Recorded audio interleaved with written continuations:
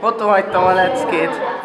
Nincs leckém. Sponzoroknak hívjuk. Zsuzsa néni, nincsen leckém. Mi az a lecke? No comment. Nekem van leckém. Most mondja valami szív. Sajnálom, Zsuzsa, nekem nincs leckém. Bocsásson meg nekem. Azt hittem, a Etta beszél. Én sajnos éhes voltam és megettem, de...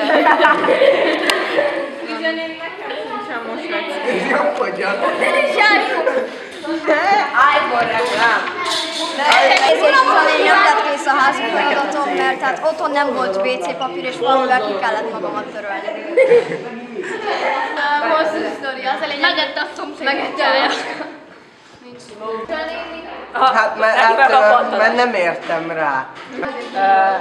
Hát úgy volt, hogy ma volt osztályfényképezés, és én azt hittem, azt tetszett mondani, hogy az 5. órában lesz, és kellett volna kifogás. Én egyszerűen itt hagytam a leckét, és ezért elfelejtettem. Tehát, hogy itt hagytam, és nem tudtam megcsinálni. Nem vittem haza a lapot. Mert ugye fájt egy kicsit a hasam, és kellett valami étel, és hát a papír az ugye nagyon finom, főleg zsíros volt, nincs kész. Elfelejtettem megcsinálni.